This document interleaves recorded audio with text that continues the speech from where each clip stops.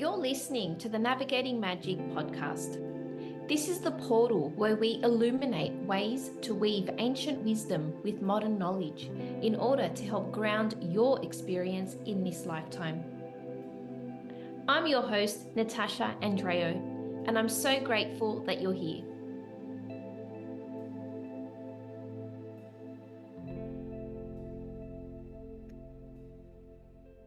Hi, and welcome back to the Navigating Magic podcast. Today, I have a very, very special guest with us that I have been inspired by for so many years. Her name is Kaleigh Mason. She is a nutritionist and an amazing musician. Welcome, Kaleigh. It's so good to have you here. Holla. Good to be here. Very good. special. Oh my God, I got the double very introduction. You've been an inspiration of mine for so many years. I've actually never met anyone that's so generous and just so giving of your time and knowledge and wealth of expertise when it comes to health and nutrition. So I'd love to start with, I guess a little bit about your story. How did you end up, where you are today? Well, it's funny you say generous because in numerology, I'm a life path 3, and they say that life path 3s are generous to a fault. Like we're giving things we don't have. And I guess I've been like that since as far as I could remember. At my 5th birthday party, I gave away every toy that I owned to the kids, but my parents weren't supervising us because they're boomers. Boomers didn't really supervise their kids. So the kids left and my room was empty. There was not one toy left in my room. So my parents made me go back to their homes and retrieve the toys that they had bought. And, it was such a funny sensation. I recall distinctly that the feeling of having the toys was not as good as giving the toys, that the rush that you get when you give is bigger than getting. So I've always kind of been chasing that feeling, that rush of, I just made someone's day. So I think they're, this is kind of like that light worker breed, they just get high on love and helping people. And so that's the kind I am. And then, as a child, my dad would pretend that I was his nutritionist. So that's how I got into the health and the alternative and natural products. Is he was into MLM, they were into natural products. They were always into direct sales and multi-level marketing, and it's always health products with that stuff. So he would pretend I was his nutritionist. He would say, well, what's a healthy food and what's unhealthy and how do I lose weight? So I've been pretending, my whole life. I'm still pretending. Aren't we all at some level? We're all pretending. We're just like little kids winging it, like, I think meat's healthy now. It used to be vegetables, now it's meat. Anyway.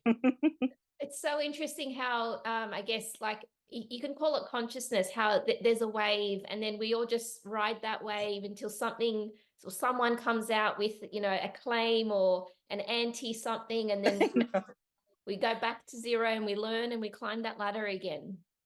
I was talking to a guy and he said, remember when vegans were healthy? And I was like, yeah, like we were all tanned, everybody was glowing. He says, I swear we're timeline hopping, we're dimension hopping. He said, I swear we were in a different timeline where plant foods made us healthy, and then we switched timelines. And I'm like, yeah, is that what it was? Like, what the hell happened? It was like early 2000s, everybody was fine eating plant foods, we were all glowing and tanned, and then all of a sudden it didn't work anymore.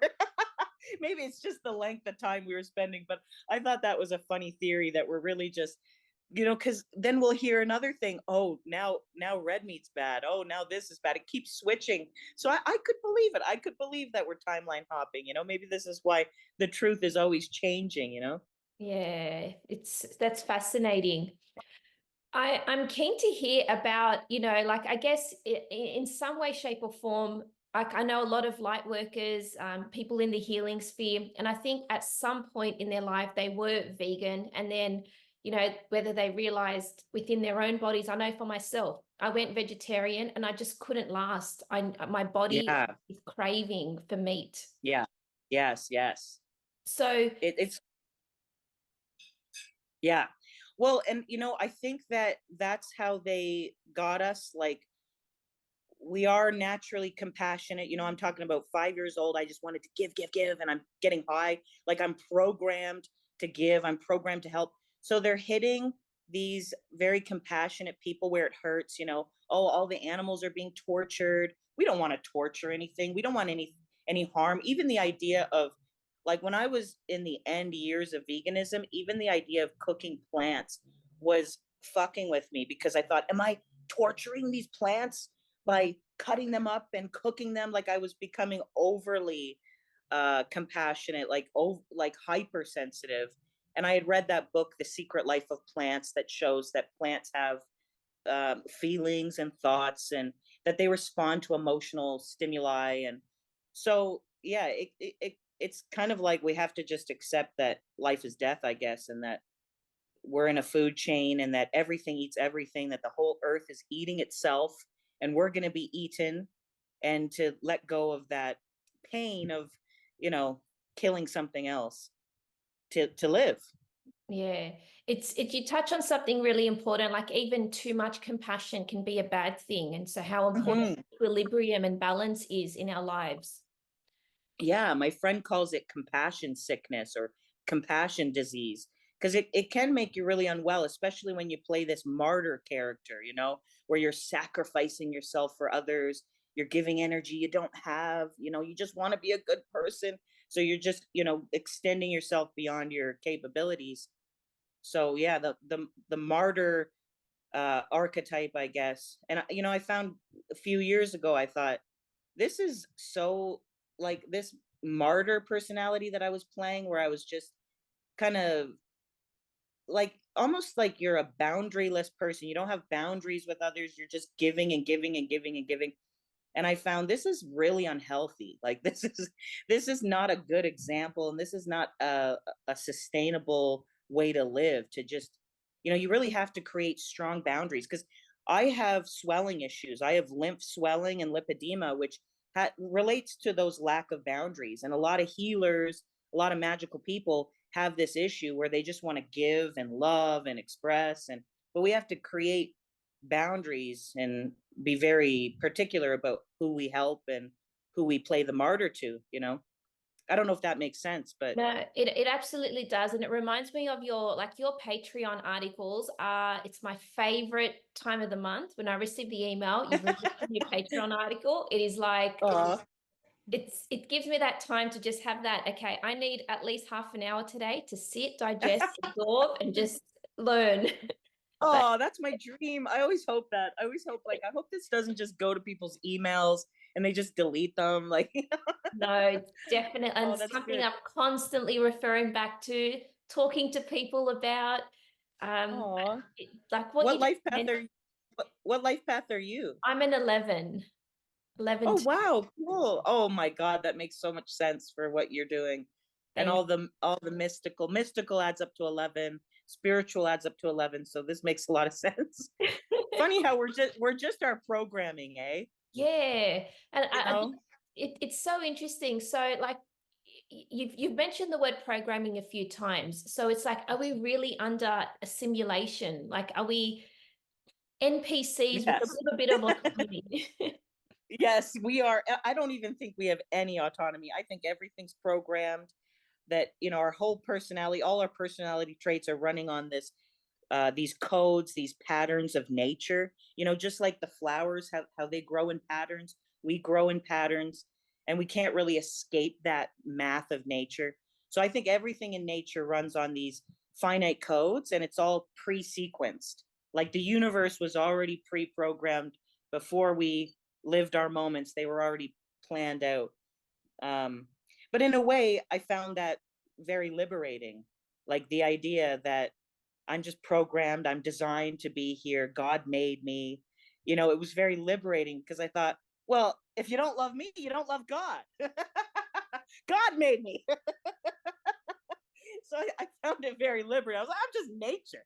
I'm just a little flower in the field. That is, it's so liberating to hear that. It's so liberating. Yeah, and you feel like you're a part of something, that you're designed to be here with everybody else and you belong here. I used to kind of apologize for my existence and walk around going, oops, sorry, like the typical Canadian personality. But the numerology I found very liberating in the way that it's like, man, I am like that. And when you study your numerology, you think, yes, that is who I am. And it kind of allows you to express these traits that you've almost kept hidden. you know I find, like, especially with an 11, a life path 11, they're so weird, they're so mystical, they're so crazy. They see things other people can't see. They're seeing the UFOs and they're meeting the aliens in their dreams.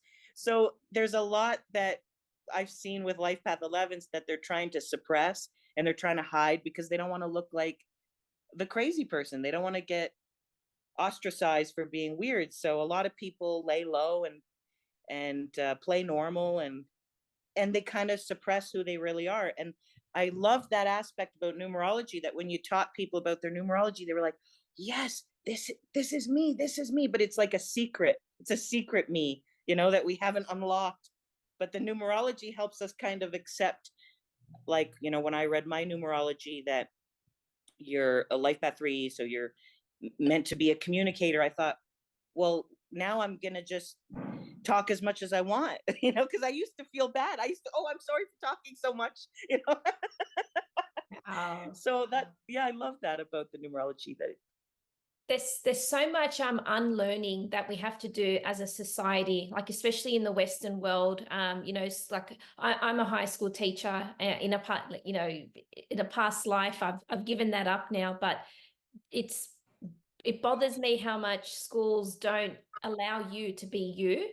You're told yeah, to become this idea of a student, of a boy or a girl. yeah, It's very unhealthy because it's producing a lot of adults who are disorientated. yes, yes. And they've kind of left their childhood dreams behind. Like, I know when I was 12 years old, I had a teacher tell me that I'm not allowed to draw pictures with my stories anymore because I'm too old to draw pictures, that I had to just write the story, write the essay. Because, you when you're a kid, you always draw little pictures with whatever you write. And so I never grew out of that. And when she told me that, I remember thinking, fuck you. I remember thinking in my head, like, no. I was like more defiant because I'm a sun in Sagittarius. So I was more defiant about it. And I felt like that was a moment where I chose the artist path rather than that path of conformity where you leave your dreams behind and you leave your true self behind to become the little, robot in the machine. And So yeah, I agree that the schools are really, it's a machine to take all the originality out of a person and everything that makes them special and unique. like the world would look so differently if we had more people following their life path, their life purpose, and Oh yeah. free from the chains, the shackles. Oh yeah. Oh yeah. Mm. Yeah, I've seen such crazy stuff with the numerology, like just giving somebody a life path reading and telling them what they're supposed to be doing here on earth or what they came to earth to complete. And I've seen people quit their jobs overnight, Wow. or get rid of people in their life. They're like, "Yep, that's all the confirmation I needed." And they're So just good. flipping it upside down. So, and for me too, I really felt like it solidified the path. Like when you have that lucidity, I'm a life path 11, like when with you, I'm a life path 11. I'm here to be mystical. I'm here to be spiritual. When you have that lucidity, it just exaggerates what you were already doing. When we're unconscious to it, we do still do it a little bit because it's our programming. But when we have that lucidity, it just becomes so powerful. So true. Now I know Hmm. that you teach Chaldean numerology, not Pythagoras numerology. Hmm. Talk to me about the difference and how did the difference come about? Well, Chaldean is older as far as I know, but with me, the reason I stuck with Chaldean is because it just hits harder when you do when you break down the words using the Chaldean numerology alphabet system, and you add up all, because The Chaldeans, they don't have any letter connected to the number 9. They believe that the number 9 is like its own separate entity, that it's different from the other numbers. And even in mathematics, we can see that it's very different, like 9, all the multiplications of 9, those numbers also add up to 9 when you add them together. So 9, even in standard mathematics, is a very special number. So when I do it that way, it's a story. When I do it that way, there's a theme to the numbers and it makes sense. Whereas the other forms of numerology, it just never hits. So that's the only reason that I stuck with that Chaldean, is because it just hit me harder, and it gave me the goosebumps and the chills and, ooh, this is, freaky how accurate it is. So, because, with the Chaldean numerology, when you break down the words, like as an example, the 9 is considered the selfless humanitarian archetype. It's, considered the selfless, Jesus Christ kind of humanitarian. And I found it so interesting that selfless adds up to 9, Jesus adds up to 9, Christ adds up to 9, humanitarian, humanity adds up to 9. So when I did it with that numerology system, it made sense. The archetypes, the numbers made sense, and there was a story. So that's the only reason. I'm sure there's validity to these other systems, but this one I've kind of stuck with in a type of obsession since 2007. It's a long time to be obsessed about something. Yes, a little autistic there. Little one track. And do you still have people on a wait list for your numerology readings? Yeah, I have. And this was I thought I was going to be able to get through this waiting list in a year, but it's been 2 years because it was just hundreds and hundreds of people. And I really overestimated my energy. And, things happen in life and you lose energy and your family gets sick or this happens. And so, I was going really steady for many years and just doing so many consults. I've done over 3,000 consults. Like, you stop counting after that point, so you don't really know anymore. But it was just so much, and now it's like I'm sick of myself when I'm doing the consults. It's like I can't even stand listening to myself. I'm like, okay, here we go. But I've got about 150 people to get through. And I've been doing those numerology readings since 2007. So it's going to be cool to complete that wait list and then start a new project and a new lane. Amazing. I just think how many like ripples of just inspiration and autonomy that you've spread out into the world. It's such a testament to you literally living your life path. Oh, thank you so much. Thanks for noticing. No, it's very much noticed because like my hairdresser and I, we both follow you, and every time I get my hair done, we are talking about you. So if your ears are ever ringing, you'll know us from Australia. Talking about me. She's such a bitch. No, it's quite the opposite because I'd say about once a week or so, every few days, you do a question box on your Instagram, and I can't tell you how many screenshots I have saved of the information that you deliver. It's just amazing, and you've changed my life in so many ways. Your teachings about magnesium and oyster and beef liver, like these are really big topics that most people aren't aware about. Yeah, kind of the foundation. Like that's I call that my remineralization kit, which is the oysters or liver, whichever one you need, whether you need higher copper or higher zinc, fulvic minerals, magnesium, because most people need extra magnesium, the seleno excel, because a lot of people need extra selenium, and then the collagen. Did I say collagen? No, the collagen. So that makes up the 90 essential nutrients. You've got the 16 essential vitamins with the oysters, the 60 essential trace minerals with the fulvic minerals, the 12 essential amino acids. But with the collagen is missing tryptophan, but you can get that from the animal foods. And then 2 to 3 essential fatty acids that you can eat. So yeah, that's the remineralization kit. That's kind of the foundation. And when I first started talking about that, nobody was talking about it, but now it's a huge wave. Now everybody knows about fulvic minerals and oysters. So that's really cool to see. Really cool. Yeah.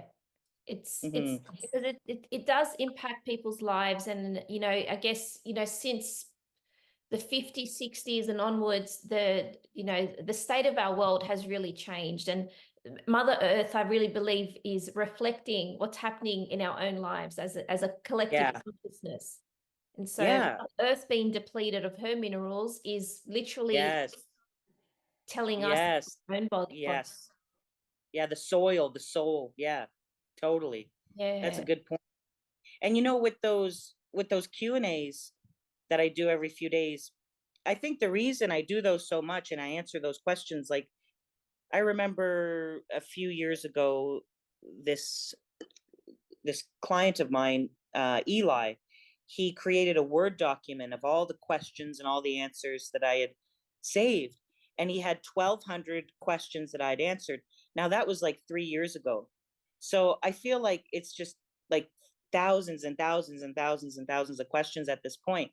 But I was thinking, because it is a strange kind of thing to always be answering questions constantly, which is what I do. Because even when I'm not doing Q&As, I'm answering 150 people's messages per day. Like, this is the life path 3, this is the communicator, and this is the superpower of the life path 3, is being able to communicate so quickly and so efficiently.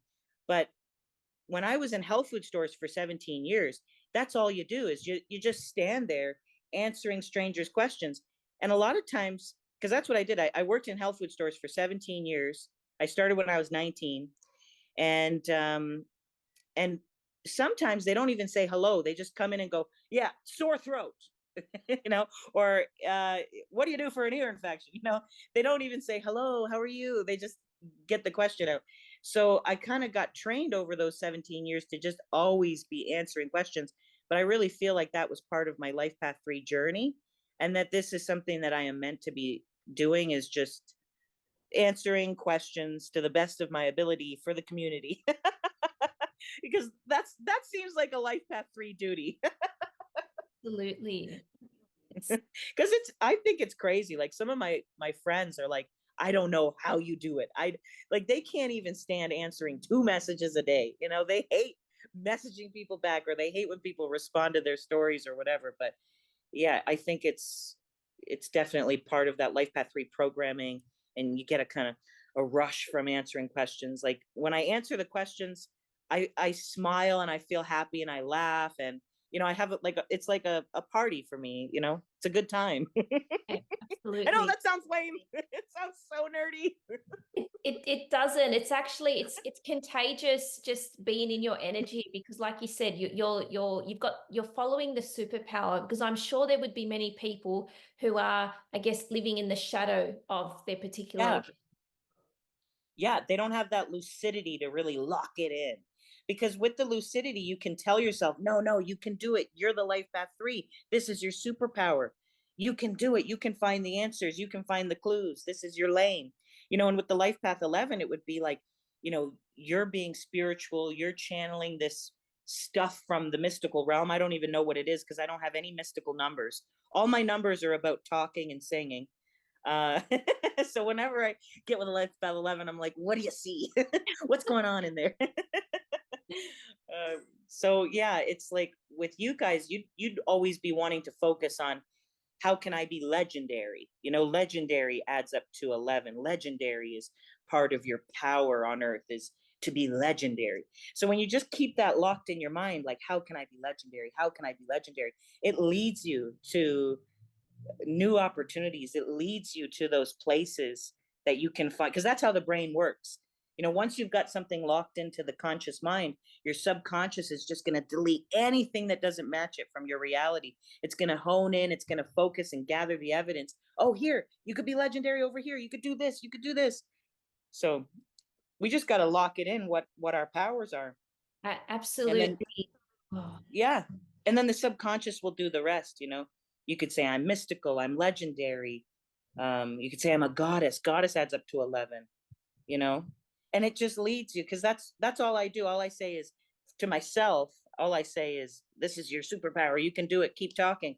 Or I say, or I say, all we need is love, because love adds up to 3. So I always remind myself, love, love, love.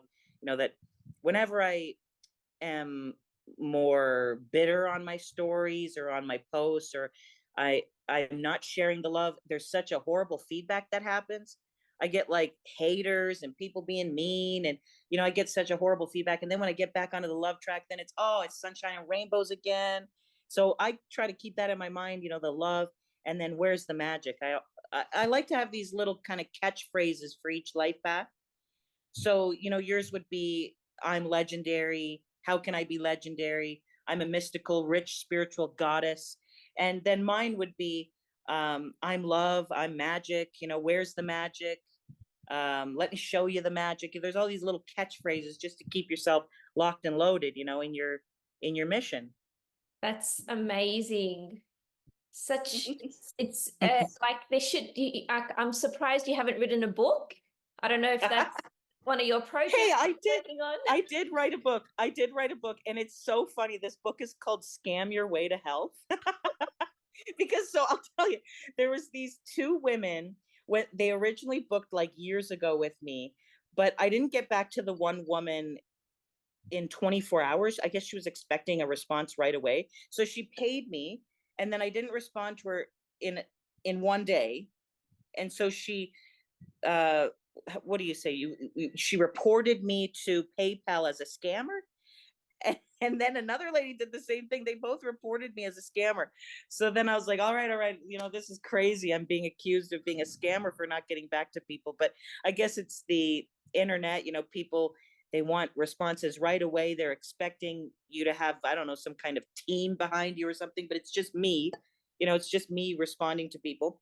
So then it kind of became this inside joke, and some of my audience suggested that I call it Scam Your Way to Health. So it's all about all these ways to kind of bypass these mainstream recommendations. So now I'm realizing this is a terrible idea. I'm not going to put out this book. but it's like, you're going against the mainstream health advice, so you're going against the government, so it's Scam Your Way to Health. But it's all about this stuff, like for the mind, you do the numerology, the 90 essential nutrients, just to do the mind, the body, the spirit. The spirit is the electromagnetism of the body. What we call spirit is really that magnetism that's generated from the minerals in our cells and the minerals in our blood. So yeah, it's all about that. We just have to edit it. But I don't know if I'll go with that title. Yeah. The title might deter the wrong people. Scam Your Way to Health. It was just part of that inside joke. It's always hard to explain jokes. You're like, you just had to be there. Yeah. I get that. But it is interesting that like there are like, I guess you've lived this life, and then you've got this network of people around you and under you that are obviously following these principles. And I know you've spoken a lot about Dr. Weston Price and some of his things. Yeah, he is so cool. I think his work is the most meticulous work ever done on health. There was one page that was criticizing him, saying, well, he never did blood tests. Well, blood tests are pretty useless because they only tell you about what's going on in that moment in time.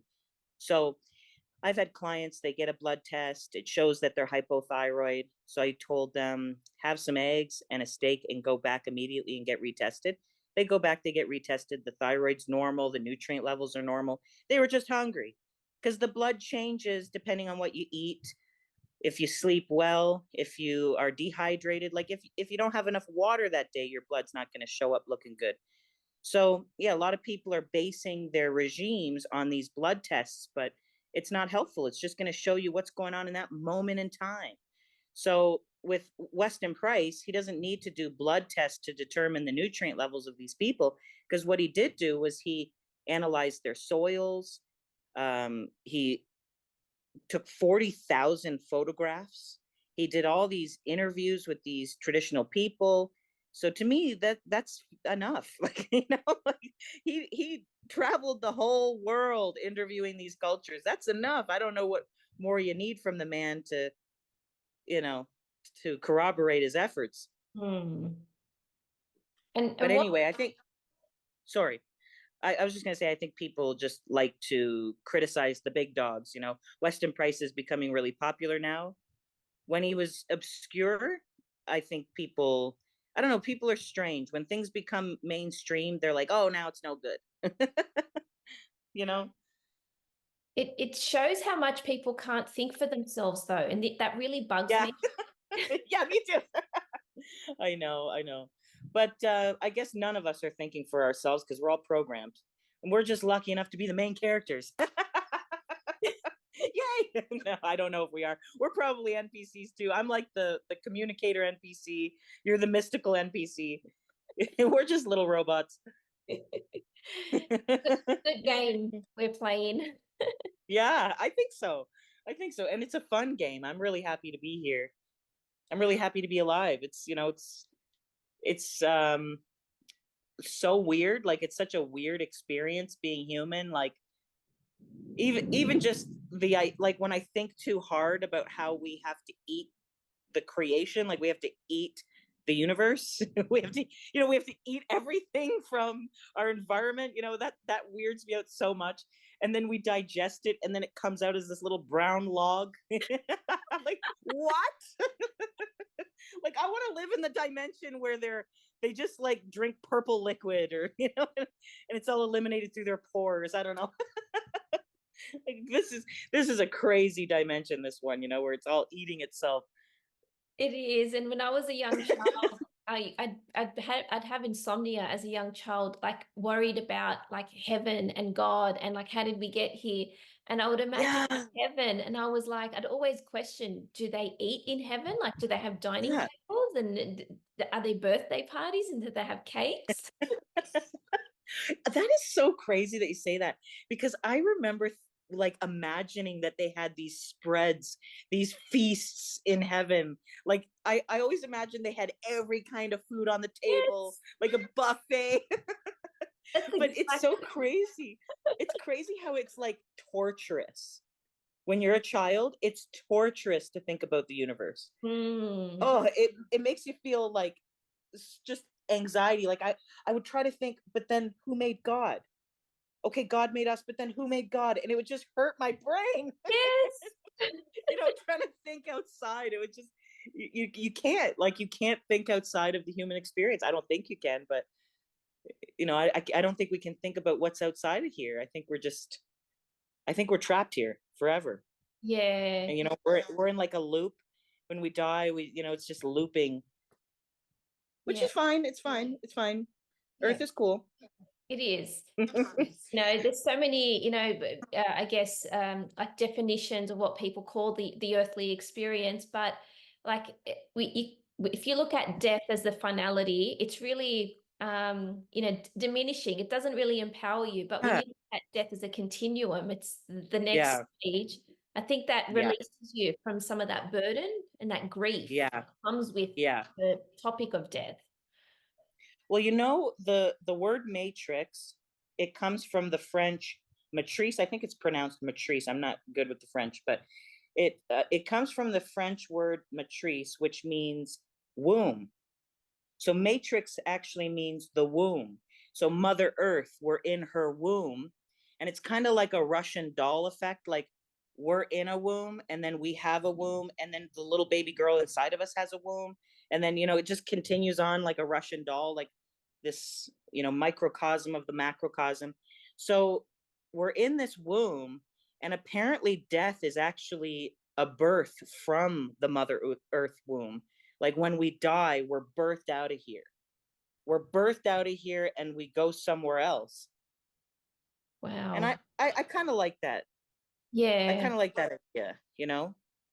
It does release us because I know some people can get caught in the like grief comes in different waves, different forms, and there's no timeline for grief. It does release us from that, and it's like we're on that journey too. We'll see you. Yeah. Be there when our time comes. Yeah.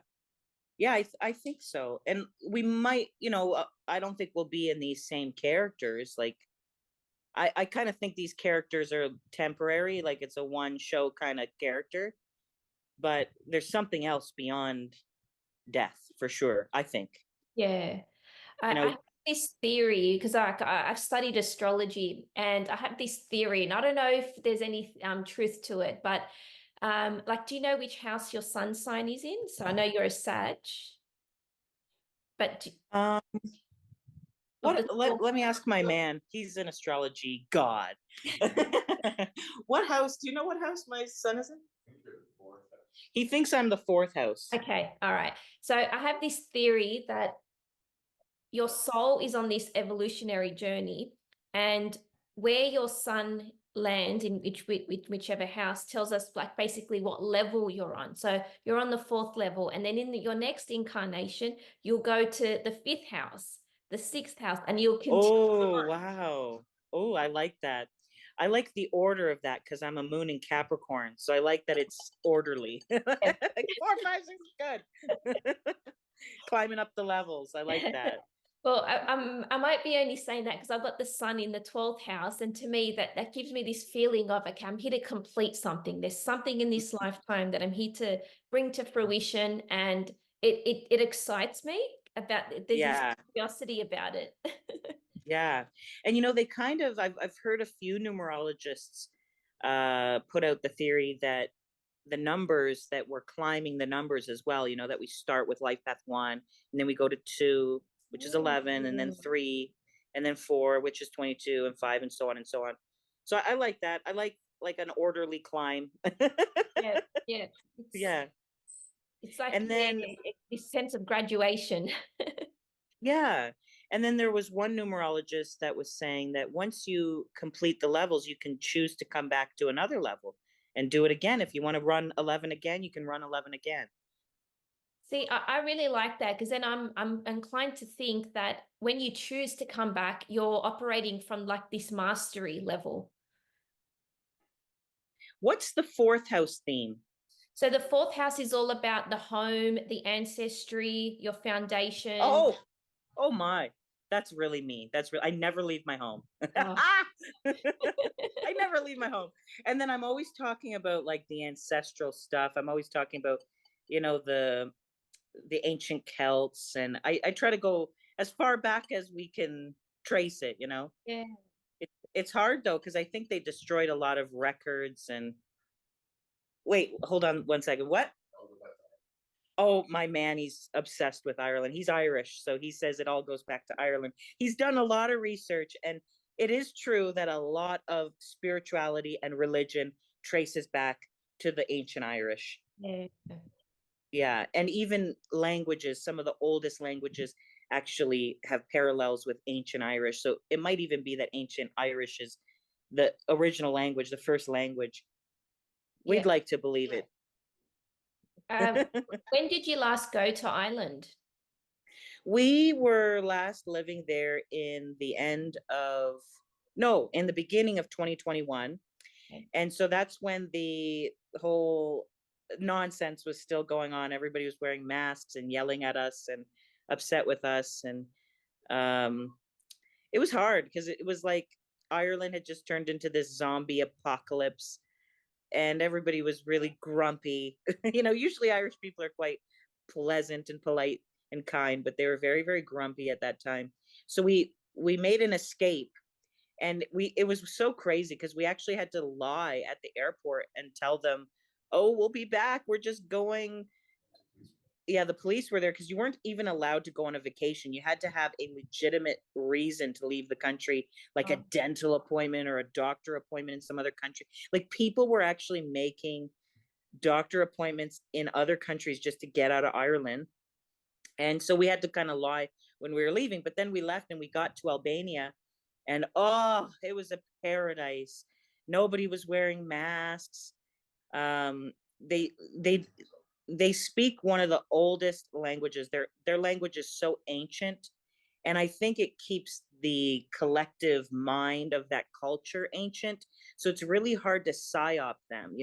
And they spent 50 years in communism. They know what communism looks like, and that's what happened. That was all communism. All that mask stuff and the closing everybody's businesses, that's communism. yeah. So Albania was just incredible to live there for 6 months. I guess we lived there, and then we went to Macedonia. We lived in Macedonia for 3 months. Wow. But Albania is such a special place. It's just such a relief to find a little area of the world that wasn't psyoped. It was Yeah, such a relief. Like, gives you hope, you know? absolutely. Like I'm Yeah. curious I think I've always wanted to ask you this. Have you like do you think the way the world is going that we will ever be locked down again? Oh yeah, definitely. Definitely. Maybe in 100 years or maybe sooner, but they're definitely going to do it again. And they're gearing up for so many other scams. Like in Canada, they educated us since kindergarten that we all had to recycle, that the earth was dying, um, that the ozone layer was gone and there's Yes. a big hole and all the pollution. And then, we're adults and now we're all paying $400 a year for a climate change tax. Like, if the earth is dying, then why would we have to pay this climate change? Like, what exactly are they going to do? Like, I need receipts. I need to see receipts for my $400 a year. What are you doing with it to fix the earth, you motherfuckers? And if you count that, like, how many people are in Canada? Let me just see, because I remember seeing my tax return and it was $400 a year. Canadian population is 38.93 million. Wow. So how do I even write that number in the calculator? Okay, 1, 2, 3. Okay, I think I got it. Oh, I don't know if I got it. Okay, it's such a big number. So what is that? Like, what is that? Like $15 billion? Am I doing that right? Like, it's an absurd amount of money. Like, my calculator is running out of zeros here. It's Wow. an absurd amount of money that they're making on this climate change scam. And they started on that when we were just little kids. So you can't even discuss it with people. I remember trying to talk about the climate with some friends, and they were like, "You're talking crazy. What do you mean recycling's not real?" I was like, well, the China stopped buying our recyclables, so they don't recycle anything anymore. They just incinerate it. It's all a scam to keep up this earth is dying bullshit. Mhm. But yeah, you'll get ostracized quick because they're so educated about the earth is dying thing. It's crazy. Well, like I'm very curious to see. Like I think we've chosen to be here on Earth at this time. We've chosen to be adults at this time to observe it and witness it. And I'm using Yeah. it loosely, like participate in it. Not Yes. everyone agrees and participates with what mandates and things governments impose on us, because Mm-hmm. to some extent we've got I get, I don't know, like a veil's been lifted and we can see the truth for what it is, Yeah. whatever you may call it. But from an astrological perspective, in 2026, by mid 2026, so in 2 years' time, we will have all the major planets in fire signs. Wow. So it's never been done before in human history. Like some of the top astrologers What? have gone back in history, and we're talking like not in fire signs, they've been masculine signs, sorry. Mm. So we'll have Jupiter, Saturn, Uranus, and Neptune all in masculine signs. And previous to this, they've all been in feminine, or there's been a mixture of feminine and masculine. And so there's this huge, I think, evolutionary shift coming with us. And I think, COVID being a big kickstart to this, I don't think a lot of people are going to be here for it.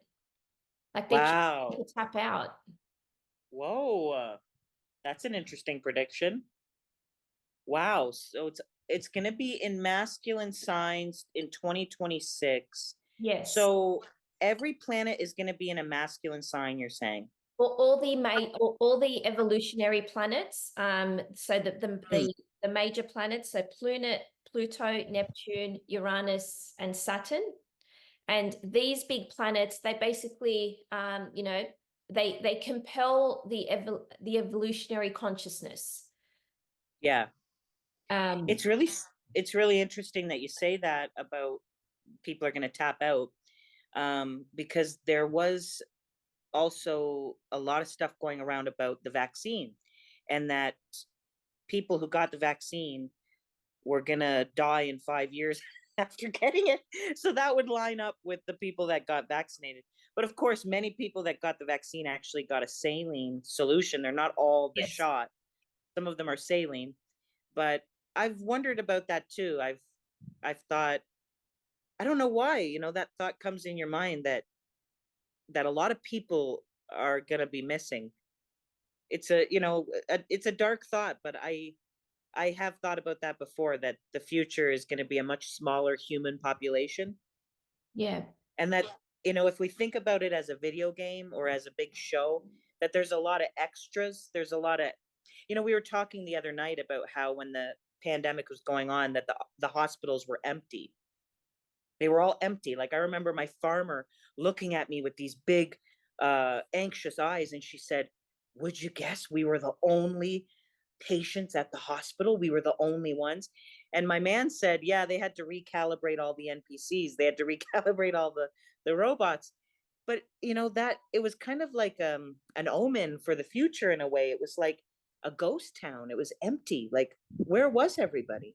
Like, where were the people that would have needed a hospital at that time? Why they just don't need a hospital anymore? They just live with their broken bones and their lacerations, and like, where was everybody? It was a really spooky time.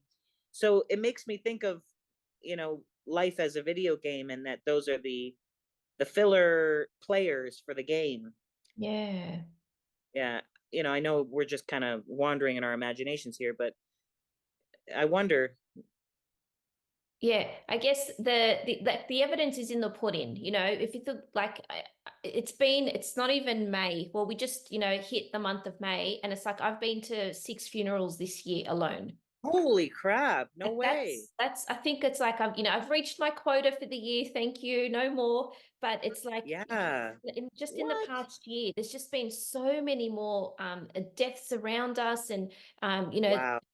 no matter what the news feeds us, all the BS and the junk and the filth and the facade that the media feeds us, it's not Yeah. true when you look at the statistics. There's the census data, and there's some amazing people speaking out about the truth, and how more and more people are dying. Infertility is on the rise. So not just thinking about people tapping out, it's like, are we don't have an influx of new souls coming in. Yeah. Look Yeah, at we're going extinct in a way. yeah. Wow. Wow. Well, yeah, that, and I'd always wondered about that 6 billion number that they tell us. They tell us there's 6 to 7 billion. I'm like, how is that possible? Because anytime I travel to another country, I meet someone I know.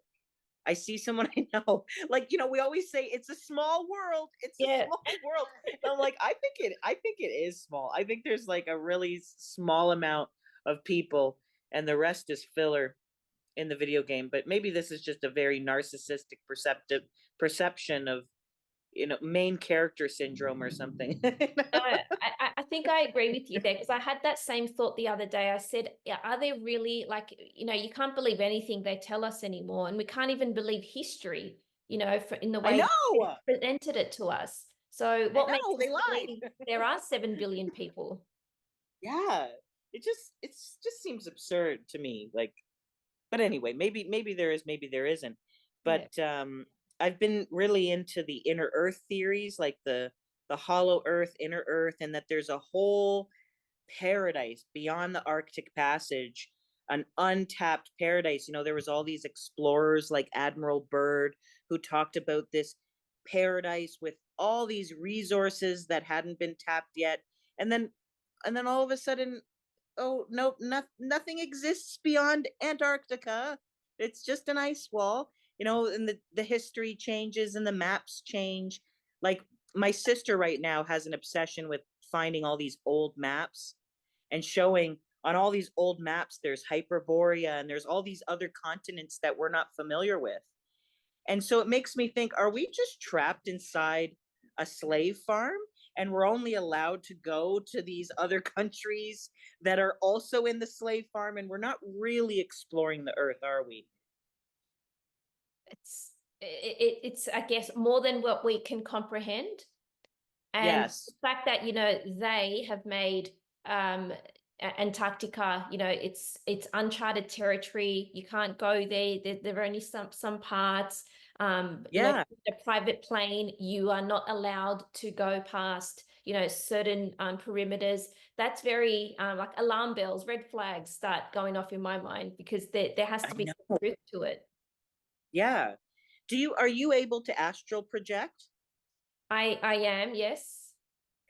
Okay, I knew that you would be able to because you're a life path 11, but I always ask the life path 11s and the life path 22s because I find them very similar with I call the 11 the mystical microchip.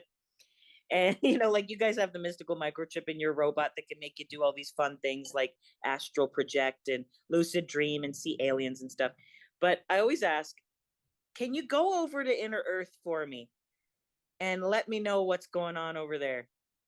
I will do I that. really want to know. I I will really so want to. do that.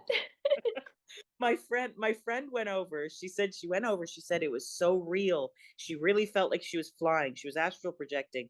And she said she really felt like she was flying, but it was just her spirit. And she went over and she said she went into this entrance into this huge cavern, and that this guy stopped her and said, "No, no, no, no, you're not supposed to be here. We'll come for you." And I was like, "What? They'll come for us?" I hope so. Come get us out of this ghetto. It's like when we see those memes about aliens, we're like, yes, come and take us, Yes, please. please. They're getting so ghetto down here. They're making us pay climate change tax. They're making us wear masks. I know, but yeah, I really like to think about that.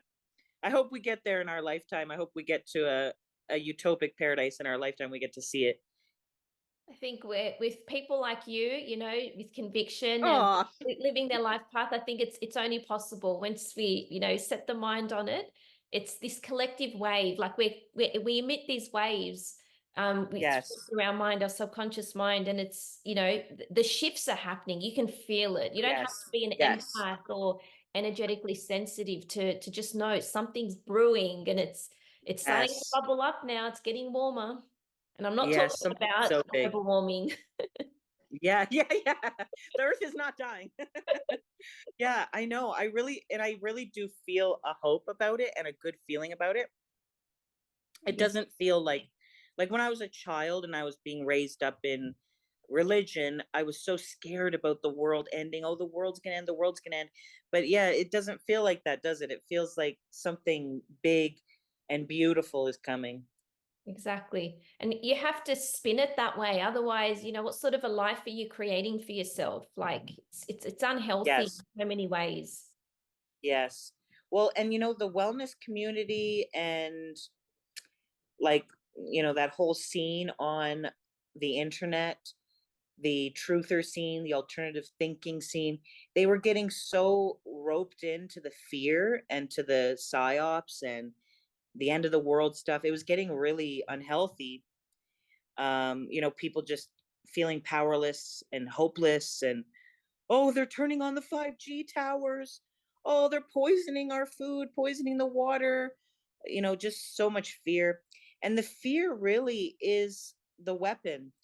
They I don't think they really have to do anything else other than just make people afraid of the story.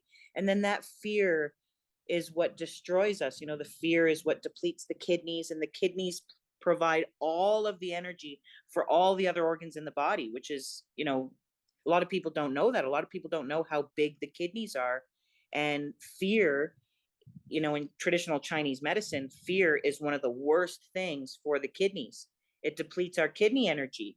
Then we can't filter our blood, and we're not getting the energy to our brain and to our reproductive system. Like, fear alone can make us infertile Mm, because the kidneys nourish that reproductive system. It's the kidney adrenal system, which is connected to that reproductive system. So that's what I think they're doing, is they're just like playing both sides.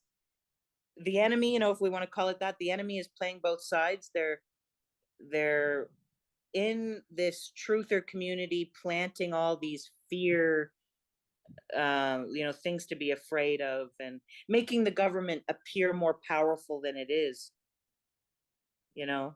But the human imagination, it's the people and their thoughts that are the most powerful, because when we produce a thought, we generate a magnetic brainwave, and that magnetic brainwave layers up in our magnetic reality, and it creates reality. Like, we are reality creators with these brainwaves we generate. So we definitely have to break free from all that fear stuff, all the fear nonsense, and be fearless. Just like you see all those warrior movies, and the warrior shamans, like, you must be fearless. That's what we have to do. We have to be fearless to win. We have to be fearless to nourish the body, to free the kidney energy, to reclaim our minds and our imagination. Listen to reggae. Everything's gonna be all right. Yeah, absolutely. It's only a matter of time, because I guess, like when I'm every now and again, I don't know why I do it to myself, but it's like this need to know. I just open up the Yeah. new website, and it's like they do it like once every 2 weeks. I've noticed this trend, and what they do is they'll say new deadly disease, new deadly contagion has hit Australian shores, or Yes. something like that. But then I never hear anything else about it. Nothing else happens, because I think people are just so I guess diminished, and so conditioned, or not even, I should say they're desensitized to it now. Yeah. It's a more appropriate. Yeah. We're like, okay, well, we survived COVID, the biggest thing that could ever kill us, and here we are still standing, so Yeah. nothing else is going to hurt me. Yeah, exactly. Like, didn't we just all survive a worldwide pandemic? I think we can just, but yeah, they do come with the next and the next and the next. And Australia is a big target, because Australia is made up of the descendants of people that didn't follow very absurd rules. Like, some of the Australian prisoners were arrested for taking a sewing needle or not getting a vaccine. They were putting people in prison at that time, even that early, for not vaccinating. This is a battle that's been fought for hundreds of years, this vaccine thing. So my theory is that they shipped all of these people that they claim are criminals over to Australia. They claim they're criminals, but I think a lot of them are probably criminals of very, very petty crimes. Like, it was insane. We were looking up all the crimes that the Australians had been accused of that were shipped over there. Well, I guess they were British, and then they were shipped over to Australia. But we were looking up all the crimes, and it was such insane stuff. Like one was like wearing pants on the wrong day. I don't know. It was I can't even remember. It was like, how California has that weird law where you can't eat an orange in a bathtub. Yeah, California, they still have this really archaic law that you're not allowed to eat an orange in a bathtub. But that's what it was. Like, the list of laws that these people had broken to be shipped over to Australia was so insignificant. And I thought, these are the anti-vaxxers that they shipped over. These are the people that didn't get in line. And they're still targeting them. They're still targeting their descendants, in my opinion. And the Canadians too, because the Canadians are the Irish descendants. And the Irish have always been targeted. Oh my God, they're always coming for the Irish. Yeah. So, yeah, it's funny. They come for the Irish, the Australians, and the Canadians, which are the Irish, pretty much. It's The so blue-eyed. Because like I'm in Sydney, and Melbourne, the state south from us, they had the world's most strictest lockdown procedures imposed on them. And I've got a few friends in Melbourne, and some of them just said, no, I'm not abiding by that. So I'll stay in my home, but F off, no, thank you. And I had other friends and family members just abiding by it. And I'm like, how can you just, and I think me getting caught up in that, I was like so angry for them. And then before we knew it, Sydney got hit with harsh lockdowns. And Yes. it's a time warp, it feels like. Yes. Those were the worst lockdowns during that time. Ireland, Canada, and Australia. They Yeah. had the worst lockdowns of anyone. It really, I don't know. It really confirmed a lot of my theories, you know? Like I have all these theories about them targeting the blue-eyed race, you know, these people that originally come from these very pale, blue-eyed, blonde, red hair. Because when I was growing up, my family told me that in the 1700s, we had to come to Canada because we were being murdered in Europe. And I said, well, why were they murdering us? Oh, they were murdering us because of our religion. That's what they said, our religion. They were murdering us for our religion.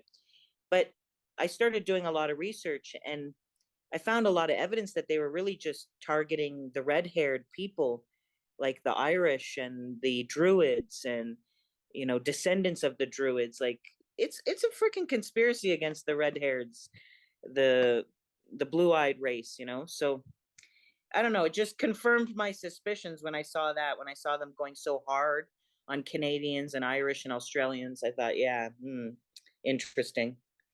Gosh, that's to be a fly on the wall in you know, in certain political spheres. I think it would be just so eye-opening. And Yeah, but they're just talking shit about us. yeah, They're just like, oh, these little idiots. Look at them with their masks. They're just laughing and mocking us. gosh, you know, it's going to be so interesting, you know, in the next generation, children who aren't born yet, like what the perception will be about the 2020s. I know, I know. I'm already cringing.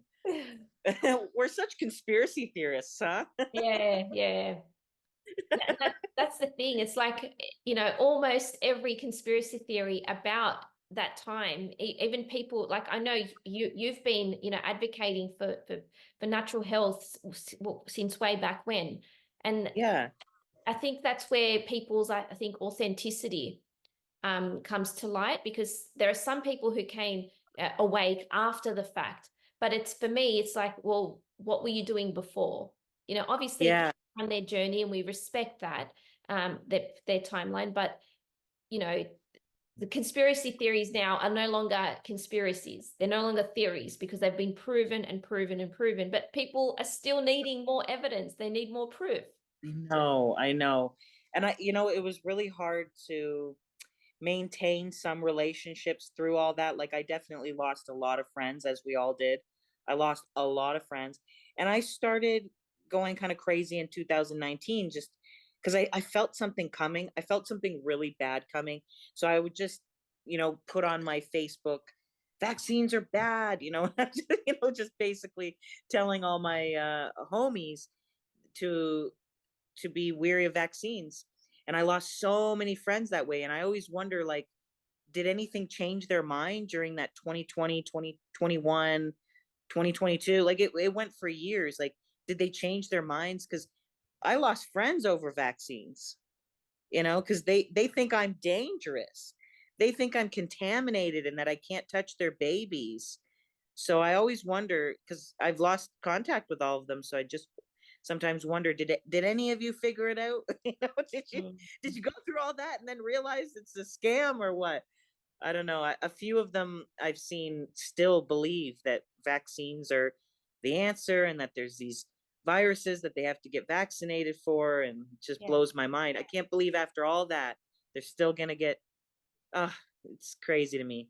I was at the where was I was at the, I think, a shopping center the other day, and a lady was walking into the medical center, and I happened to hear the receptionist asked her, "Oh, is it?" Because I heard her say, "I'm here for my COVID booster shot," and then the receptionist asked her, "Is this your fifth one?" And she said, "No, no, it's number 6." And I just looked at the Oh woman and I was no! like, "Oh my God, how are you still What? standing?" Wow, I feel like she has a subconscious death wish. She's like gotten the saline so many times. She's like, "Come on, give me the real thing. Let's Yeah, go." yeah, yeah. It's just crazy. But it's just like more and more, I guess, you know, as time goes on, little, you know, it takes people, it takes courage for someone like you to drop these breadcrumbs. And sometimes they're big loaves of bread, but dropping these Yeah, breadcrumbs and, you know, just emanating that hope and that faith that eventually someone will pick this up and realize, okay, now it's time for me to change my course of action. I've been on Yeah. this path. Now it's time for me to start, driving on another path. Yeah. Yeah. Cause I've definitely heard from a lot of people that, they saw something from me and they thought, oh, she's crazy. Look at this crazy idea she's got. And then time passes and they realize, oh my God, that crazy lady was right. And that's how I used to think about numerology. When my grandmother would talk about numerology, I would think, she's crazy. That's crazy, you know? And now I'm the crazy numerology lady. But it's like, yeah, you kind of just figure it out. And Yeah. I hope that, I'm not saying we have it all figured out. I'm just saying that, sometimes what you think is um crazy or doesn't make sense, later on it clicks and it makes sense. And I hope that happens for all these people with the vaccines. I hope it clicks one day for them before anybody gets hurt. Yeah. Okay, I'm curious to think to know what you think. Do you think people can like detox from the vaccine? Well, the body does a pretty good job of detoxing from anything. It has its own detoxification pathways, but it burns through nutrients to detoxify. So you don't really want to focus on detox. You want to focus on remineralizing and nourishing the body and providing those nutrients so it can do its own thing and get rid of these contaminants. Well, I guess it would be these, what are they? They're like, in some vaccines it's like mutated RNA. So they take a chicken egg, like with the flu shot, they take a chicken egg and they inject it with this mutated RNA, and then they grow the vaccine inside the chicken egg and then they inject that in people's blood. So like that's just disgusting, but it's very like witchcrafty, like very like cauldron boil frog's legs, like all the weird ingredients that they put together. It's very, very black magic.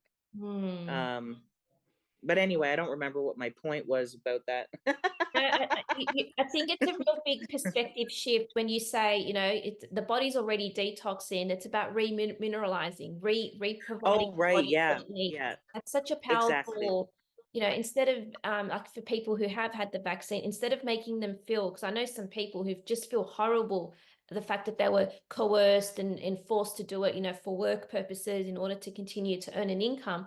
But when you say, well, the body's already doing its best to detox. Yeah. You now need to just empower Yeah. yourself with the right foods, the right minerals and vitamins. That Yes. changes things. It puts you Yes. in the driver's seat. I know. And instead of stripping down, and breaking down your building up, which is a totally different energy and feeling that you're bringing into the body. Like these detox products, people are really hurting themselves with these detox products. I've seen people, they're just shitting themselves and they're sick and they're vomiting and they're losing hair doing these detoxes. And they're like, I'm just toxic. I'm just getting rid of the toxins. And they're being gaslighted by all these salespeople of detox kits saying, oh, well, you're just toxic. Take more, take more, take more. But it's just, yeah, it's really not. It's not logical because your body is doing all of that for you. It's doing, you have the kidneys, the liver, the lymph, the skin, the pores. You sweat out toxins. The breath even eliminates toxins. You have the colon, the bowels. So just utilize this system, all these systems of detoxification that you already have, and like you said, empower them with the right nutrients, and then you got magic happening. Then you got a really fortified system and a very resilient person. And, they can be exposed to toxins and they don't feel bad. They can smell someone's perfume and they're not having an allergic reaction. They're resilient to the world again. Absolutely. And it's like, I did want to ask you if you had, a few tips for people for what they can do to help bring their health back into check. And I think you've just answered that question. Yes, yeah, that's the best way, is to just nourish, nourish, nourish. Even if you get a little fat, like it's okay. People are so scared of gaining weight because we were all raised up with that skinny obsession. Remember they told us Jessica Simpson was fat. They told us Britney Spears was fat. So many of us, the millennial generation, really has a Yes. hard time nourishing themselves because they're really still skinny obsessed and so scared of gaining weight. But really just focus on nourishing yourself. if you get a little fluffy, you can go for walks. Take yourself for a walk, but it's really, really important that you nourish yourself and kind of get the skinny, because I know when I was skinny obsessed, it was holding me back from nourishing myself. It was really holding me back because you're not eating enough calories, I wasn't eating enough protein. You need amino acids to do all that.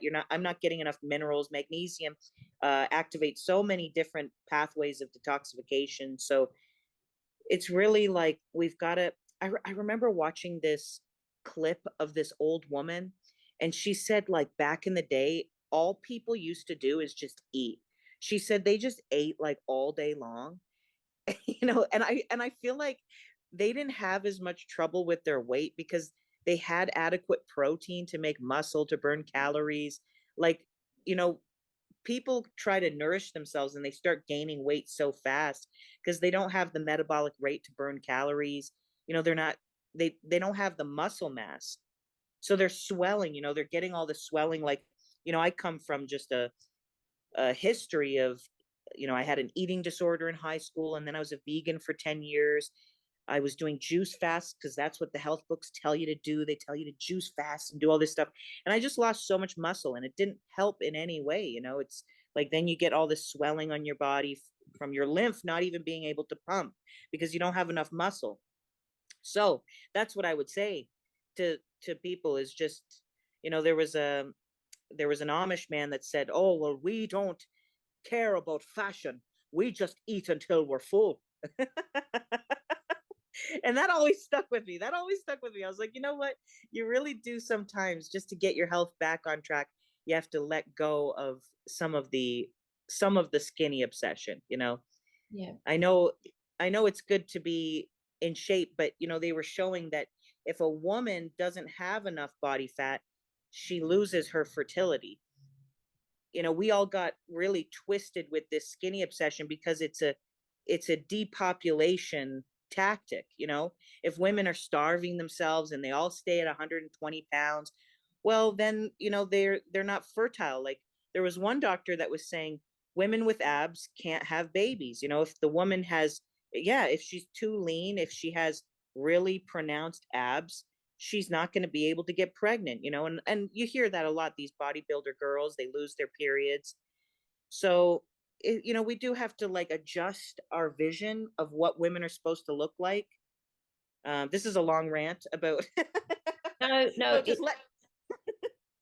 let yourself get a little fluffy.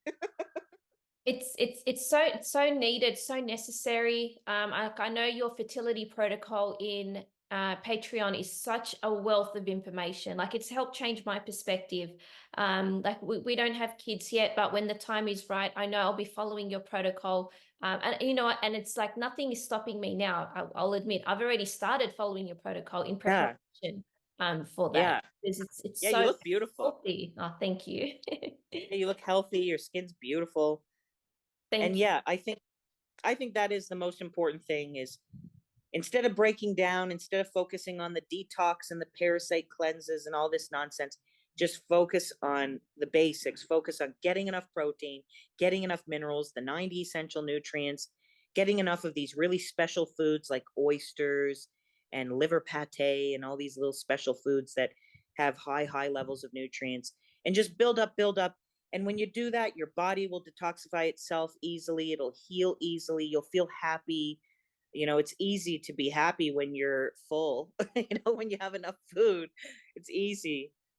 you Absolutely. know You're just an encyclopedia of knowledge and truth. And it's like, when you hear something online and you're just like, you're questioning it, there's never a doubt in my mind. Like, I find I'm fairly intuitive. And so that I don't ever have to discern the truth when you speak it. So I thank you uh, for sharing your truth, sharing ancient knowledge with us, because it's so oh, necessary, so important in our day and age today. and truth adds up to 3. There So you go. that's a nice, like, what it was, a confirmation, nice confirmation that I'm on the right path. That's my confirmation from the mystical 11, the goddess. You're She's welcome. like, you are on the right path, child. Continue on. Gosh, I Thank just you feel so like much. no, you're welcome. But thank you for your time. I just feel like this conversation could go You. on and on. Maybe I'll have you again Yes. for another discussion. But truly, Yeah, I do thank you rant. for your time and Oh, your thank you, Natasha. energy. And I highly recommend Aw. everyone to follow your page, nutrition.elements. You're just amazing. Find Kaleigh on YouTube. Her songs will blow your mind. Oh, thank you so much, Natasha.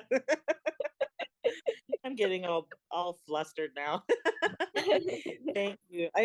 Thank you so much. You know, it's funny because I always say no to podcasts. This is actually the first podcast that I've ever Oh, done with, yeah, with someone like interviewing me. Like I did do a little podcast with my friend, but we didn't publish it because we were just talking about weed and like smoking weed and stuff. But yeah, this this is the first podcast interview I've ever done. And oh, I thought it was so odd. I was like, why did I say yes? Because I always say no to everybody. But I said yes to you. So that, oh. I don't know what it is, but I really enjoyed this conversation. So that's, I had a good feeling and now I know why. Because you're the bomb.com, Natasha. Oh, thank you so much. I can't wait to tell my hairdresser you said that. Yes, you're a beautiful person. Thank you so much. Thank you. All my love. And I'm sure we'll You. be hearing more of you and seeing all the wealth of knowledge and wisdom you have to share with the world. Aw, thank you so much. Thank you, Take Kaleigh. care. Okay. Bye bye.